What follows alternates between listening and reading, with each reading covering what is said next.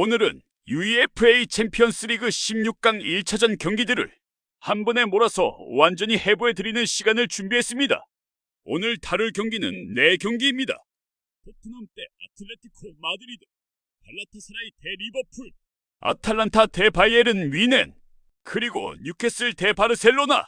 결론부터 말씀드리자면 오늘 경기들 중에는 축구 역사에 기억될 만한 골키퍼 대참사가 있었고 상식을 뒤엎는 이변이 있었으며 한쪽은 8강이 사실상 확정될 정도의 일방적인 경기도 있었습니다. 그리고 마지막 경기는 결과는 무승부지만 내용면에서 시청자들을 가장 흥분시킨 경기였습니다. 자, 순서대로 하나씩 완전히 뜯어보겠습니다. 첫 번째 경기입니다. 토트넘 호스퍼 대 아틀레티코 마드리드. 결과는 토트넘의 2대 5완패였습니다. 이 경기를 이야기하기 전에 먼저 전제를 하나 말씀드려야 합니다. 아틀레티코 마드리드는 강팀입니다. 챔피언스리그를 2차례 결승까지 이끌었고 유럽 무대에서 꾸준히 경쟁력을 증명해온 팀입니다. 토트넘이 쉽게 이길 수 있는 상대가 아니었다는 것은 분명합니다. 그러나 토트넘의 오늘 패배는 단순히 강팀에게 졌다는 수준의 이야기가 아닙니다. 이 경기에서 벌어진 일은 경기 시작 17분 만에 이미 경기의 승패를 사실상 결정지어 버린 사건으로 인해 시작됐습니다. 바로 골키퍼 테킨스키의 대참사입니다. 주전 골키퍼 비카리오가 부상으로 빠진 상황에서 선발 출전한 테킨스키. 그가 저지른 실수는 단순히 한 번 실수한 것이 아니었습니다. 연달아 치명적인 실수를 반복하며 팀을 패닉 상태에 빠뜨렸습니다. 골키퍼의 실수는 필드 플레이어의 실수와 성격이 다릅니다. 드리블을 잘못했다, 패스를 잘못 줬다, 슈팅이 빗나갔다. 이런 실수들은 팀 전체가 커버할 수 있는 여지가 있습니다. 그런데 골키퍼가 무너지면 그 실수 하나가 바로 실점으로 직결됩니다. 그리고 골키퍼가 연속으로 흔들리기 시작하면 팀 전체가 정신적으로 붕괴됩니다. 그것이 정확히 오늘 일어난 일이었습니다. 전반전 17분 감독은 결단을 내렸습니다. 더 이상 두고 볼 수 없다. 테킨스키를 교체했습니다. 경기 시작 17분 만에 골키퍼를 바꾼다는 것이 얼마나 비상한 상황인지를 생각해 보십시오. 감독이 이 선수를 그라운드에 더 두는 것이 오히려 팀에 해가 된다고 판단한 것입니다. 테킨스키 입장에서는 정말 잔인한 날이었습니다. 챔피언스리그 무대, 그것도 16강이라는 큰 무대에서 선발 기회를 잡았는데 연속 실수로 17분 만에 교체당하는 장면이 전 세계에 중계됐습니다. 이 경기를 지켜본 분들의 평가는 단호했습니다. 상위 리그 주요 클럽에서 주전 골키퍼로 활약하는 커리어 자체가 이 한 경기로 인해 끝날 수도 있을 정도의 치명적인 내용이었다는 것입니다.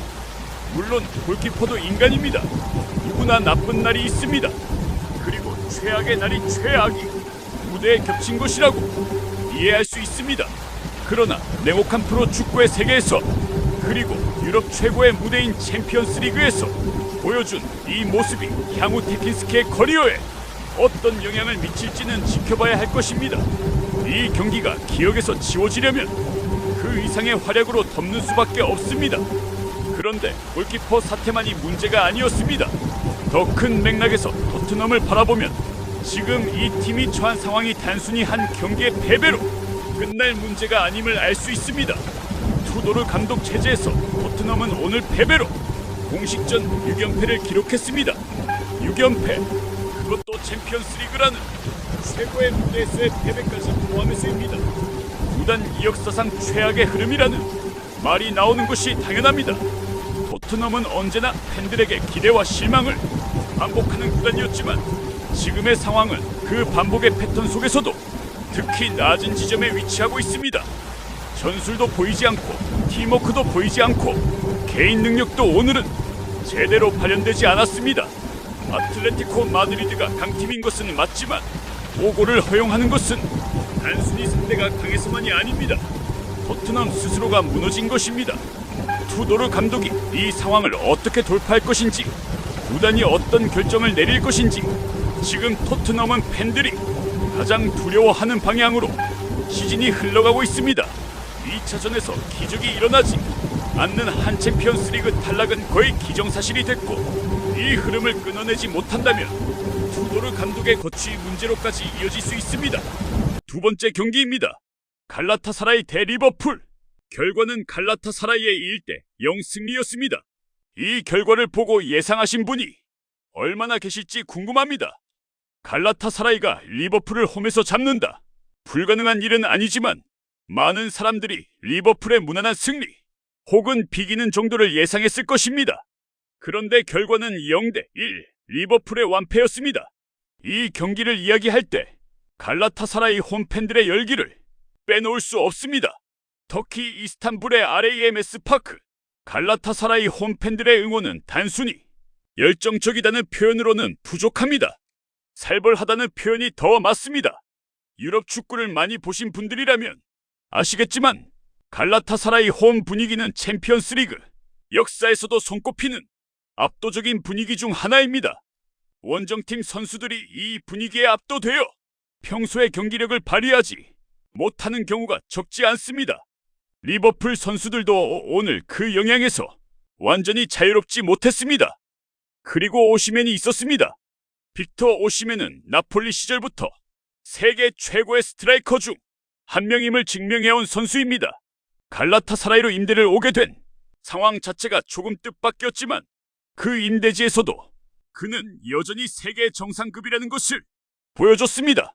오늘 경기에서 오시멘의 활약은 무결점에 가까웠습니다. 리버풀 수비진이 아무리 단단하게 조직을 갖추려 해도 오시멘의 움직임과 피지컬 그리고 결정적인 순간의 감각 앞에서 균열이 생겼습니다.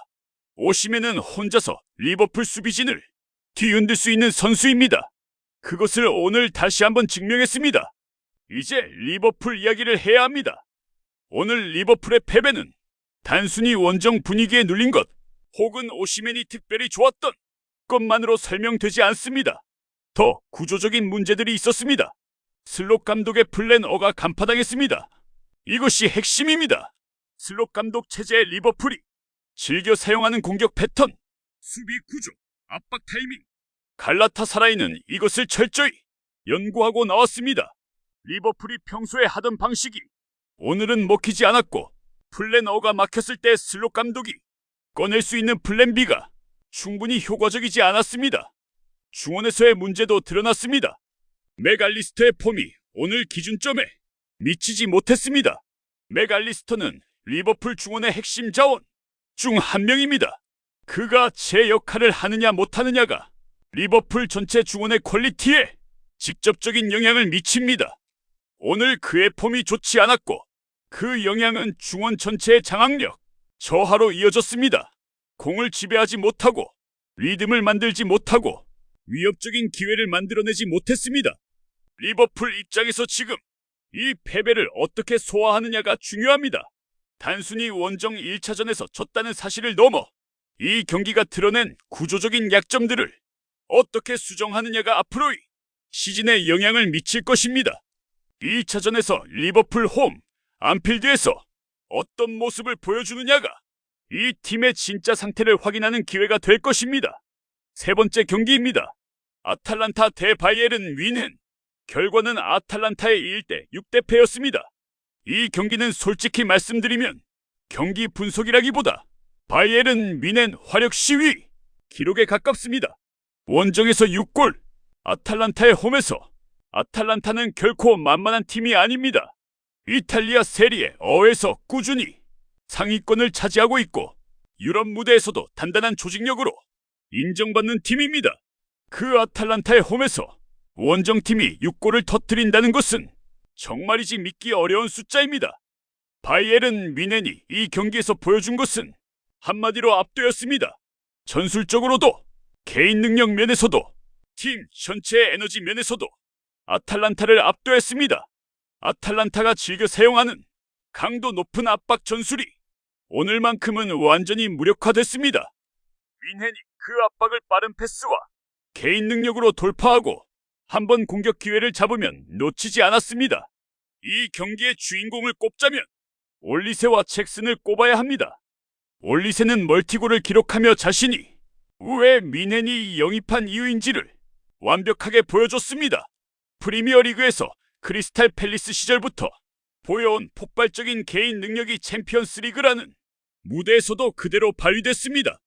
좁은 공간에서 살아남는 드리블, 정확한 슈팅, 그리고 동료와의 연계까지 올리세는 오늘 경기에서 유럽 최고 수준임을 증명했습니다.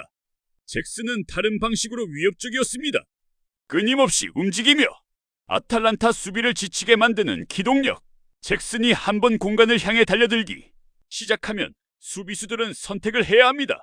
따라가면 다른 공간이 열리고 따라가지 않으면 잭슨에게 공이 들어옵니다. 이 딜레마를 오늘 아탈란타 수비진은 90분 내내 풀지 못했습니다. 6골이라는 숫자는 1차전에서 사실상 8강 진출을 확정 지은 것이나 마찬가지입니다. 2차전에서 아탈란타가 5골 차이를 뒤집는다는 것은 현실적으로 불가능해 가까운 시나리오입니다. 바이에른 뮌헨은 이번 대회에서 가장 강력한 우승 후보 중 하나로 다시 한번 자신을 각인시켰습니다. 그러나 이 경기에서 마냥 기뻐할 수 없는 장면이 있었습니다. 바이에른 뮌헨의 알폰소 데이비스가 경기 중 또다시 근육 부상을 당했습니다. 그라운드에 쓰러진 데이비스가 눈물을 흘리는 장면은 경기의 결과와 상관없이 모든 축구 팬들이 마음을 아프게 만드는 장면이었습니다. 알폰소 데이비스는 세계 최고의 레프트백 중 한 명입니다. 폭발적인 스피드와 강력한 전진 능력, 그리고 수비에서의 안정감까지 갖춘 선수입니다. 부상이 잦은 것이 그의 커리어에서 반복되는 아쉬움이었는데 이번에도 또 그 부상이 찾아왔습니다. 눈물을 흘리는 데이비스의 모습에서 얼마나 힘들고 절망스러운 감정이 밀려왔을지는 상상하기 어렵지 않습니다. 부상의 심각성이 얼마나 되는지, 얼마나 오래 결정할지는 더 정밀한 검사 결과를 기다려봐야 합니다. 하지만 바이에른 뮌헨 입장에서는 6골 대승이라는 결과와 함께 핵심 자원이 부상이라는 악재가 동시에 찾아온 경기였습니다. 데이비스의 빠른 회복을 진심으로 바랍니다. 네 번째이자 마지막 경기입니다. 뉴캐슬 유나이티드 대 바르셀로나. 결과는 1대1 무승부였습니다. 오늘 4경기 중 결과 면에서는 가장 자극적이지 않을 수 있습니다. 2대5 패배, 0대1 패배, 1대6 패배와 비교하면 1대1 무승부는 평범해 보입니다. 그러나 이 경기의 내용은 오늘 4경기 중 가장 흥미롭고 가장 감동적이며 가장 많은 이야기를 담고 있었습니다. 먼저 에디 하우 감독 이야기부터 해야 합니다. 경기 전 에디 하우 감독이 선수들에게 한 동기부여 방식이 알려져 화제가 됐습니다. 1997년 뉴캐슬이 바르셀로나를 상대로 챔피언스리그에서 승리했던 그 날의 기억, 당시 영국 축구 역사에 남은 그 승리의 이야기를 선수들에게 상기시키며 우리는 그런 역사를 가진 팀이다. 오늘 그 역사를 이어갈 수 있다는 메시지를 전달한 것입니다. 에디 하우는 단순히 전술 지시를 내리는 감독이 아닙니다. 선수들의 마음을 움직이는 방법을 알고 있는 감독입니다. 챔피언스리그 무대에서 바르셀로나 같은 거대한 이름을 상대할 때 선수들의 심리적 준비가 얼마나 중요한지를 알고 있는 것입니다. 그리고 그 동기부여는 실제 경기에서 효과를 발휘했습니다. 경기 내용으로 들어가겠습니다. 뉴캐슬은 이 경기에서 바르셀로나를 상대로 전혀 기죽지 않은 모습을 보여줬습니다. 오히려 강도 높은 전방 압박으로 바르셀로나를 괴롭혔습니다. 바르셀로나의 빌드업이 시작되는 순간부터 뉴캐슬 선수들이 달려들어 공간을 줄이고 볼을 빼앗으면 빠르게 전환하는 축구. 뉴캐슬이 이 방식을 90분 내내 실행해냈습니다. 바르셀로나는 분명히 불편했습니다. 평소에 여유롭게 공을 돌리며 상대를 지치게 만드는 바르셀로나의 전술이 뉴캐슬의 압박 앞에서 흔들렸습니다. 패스 연결이 끊기고 실수가 나오고 빌드업 과정에서 위험한 볼을 빼앗기는 장면이 반복됐습니다. 이 경기에서 바르셀로나가 승점 3점을 편안하게 가져가는 그림은 전혀 나오지 않았습니다. 그러나 결정적인 순간에 바르셀로나는 바르셀로나였습니다. 경기 막판 뉴캐슬이 조금씩 체력이 떨어지고 집중력이 흐트러지는 순간 바르셀로나가 그 찰나를 놓치지 않고 동점골을 만들어냈습니다. 결국 1대1로 경기가 마무리됐습니다. 뉴캐슬 팬들 입장에서는 아쉬운 결과입니다.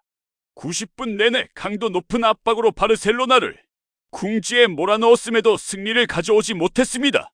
특히 경기 막판 실점은 더욱 뼈아프게 다가왔을 것입니다. 조금만 더 집중력을 유지했다면 뉴캐슬 역사에 길이 남을 승리를 챙길 수 있었을 텐데, 그러나 다른 시각으로 보면 뉴캐슬의 1대1은 대단한 결과이기도 합니다. 바르셀로나를 상대로 홈에서 무승부를 거뒀습니다. 리그 최강 수준의 공격력을 갖춘 바르셀로나가 뉴캐슬에게 1점을 내줘야 했습니다. 에디 하우 감독의 전술과 선수들의 헌신이 만들어낸 결과입니다. 이제 2차전을 생각해봐야 합니다. 뉴캐슬 입장에서 2차전은 캄노우 바르셀로나의 홈에서 열립니다. 솔직히 말씀드리면 뉴캐슬에게 매우 힘든 여정이 될 것입니다. 1대1이라는 무승부는 합산 득점에서 어느 쪽도 우위를 점하지 못했다는 의미이고, 원정 다득점 원칙이 있다면 뉴캐슬이 조금 유리한 입장이지만 캄노우에서 바르셀로나를 상대로 이기거나 득점을 만들어내야 한다는 과제는 결코 가볍지 않습니다. 캄노우의 바르셀로나는 홈에서 전혀 다른 팀이 됩니다. 팬들의 응원, 익숙한 환경, 그리고 홈에서 더욱 날카로워지는 공격 패턴. 뉴캐슬이 오늘처럼 강도 높은 압박을 유지하면서 동시에 실점을 허용하지 않는 것, 두 가지를 동시에 캄노우에서 해내야 합니다. 에디 하우 감독이 또 어떤 동기부여와 전술 준비로 이 어려운 원정에 선수들을 내보낼지가 기대됩니다. 자, 오늘 4경기를 모두 살펴봤습니다. 마지막으로 전체를 정리하면서 8강 진출 가능성을 짚어보겠습니다. 16강 1차전 결과만 놓고 봤을 때 8강 진출 가능성이 가장 높은 팀은 누구일까요? 가장 먼저 바이에른 뮌헨입니다. 원정에서 6대1. 이것은 이미 사실상 8강 진출 확정에 가깝습니다. 아탈란타가 2차전에서 5골 차이를 극복하는 것은 현실적으로 거의 불가능합니다. 바이에른 뮌헨의 8강 진출은 기정사실로 봐도 무방합니다. 두 번째는 아틀레티코 마드리드입니다. 원정에서 5대2 대승을 거뒀습니다. 투도르 감독 체제의 토트넘이 현재 상태에서 2차전에 역전 드라마를 만들 수 있을 것이라고 예상하는 전문가는 거의 없습니다. 아틀레티코 마드리드도 8강 진출이 유력합니다. 세 번째는 바르셀로나입니다. 1대1 무승부, 합산 점수로 동률이지만 캄노우 홈에서 진행되는 2차전은 바르셀로나에게 절대적으로 유리한 환경입니다. 뉴캐슬이 오늘처럼 강도 높은 압박 축구를 유지하면서 동시에 실점을 막는다면 이변의 가능성이 없는 것은 아니지만 확률적으로는 바르셀로나가 올라갈 가능성이 훨씬 높습니다. 마지막으로 리버풀입니다. 0대1 패배. 분명히 좋지 않은 결과입니다. 그러나 리버풀은 안필드라는 강력한 홈 어드밴티지를 갖고 있습니다. 안필드의 리버풀 팬들은 갈라타사라이의 분위기에 결코 뒤지지 않습니다. 홈에서 한 골만 더 넣으면 연장전이나 승부차기로 갈 수 있고 2골 이상을 넣으면 역전이 됩니다. 리버풀이 안필드에서 역전하는 것이 불가능한 시나리오는 아닙니다. 하지만 0대1이라는 결과와 오늘 경기에서 드러난 전술적 약점들을 고려하면 갈라타사라이가 2차전에서 비기거나 이기는 이변을 기대해 볼 수도 있습니다. 종합하면 현재 시점에서 바이에른 뮌헨, 아틀레티코 마드리드, 바르셀로나, 리버풀, 이 4팀이 8강 진출 가능성이 가장 높습니다. 그 중에서도 바이에른 뮌헨과 아틀레티코의 8강 진출은 거의 확실한 상황이고, 바르셀로나도 캄노우 홈에서의 경기라는 점에서 유리한 입장입니다. 리버풀은 2차전에서 어떤 모습을 보여주느냐에 따라 운명이 결정됩니다. 이번 챔피언스리그 16강, 정말 다양한 드라마가 펼쳐지고 있습니다. 어떤 팀은 충격적인 패배로, 어떤 팀은 예상치 못한 이변으로, 어떤 팀은 압도적인 화력으로 각자의 방식으로 이야기를 만들어가고 있습니다. 2차전들이 어떻게 흘러갈지, 어떤 반전이 기다리고 있을지 정말 기대됩니다. 오늘 챔피언스리그 16강 1차전 완전 분석은 여기까지입니다. 오늘 경기들 중 어떤 경기가 가장 인상적이었나요? 테킨스키의 대참사, 갈라타사라이의 이변, 바이에른의 압도, 뉴캐슬의 선전, 각자 다른 이유로 기억에 남는 경기들이었습니다. 여러분의 생각과 2차전 예측을 댓글로 자유롭게 남겨주세요. 영상이 재미있고 유익하셨다면 구독, 좋아요, 알림 설정 꼭 부탁드립니다.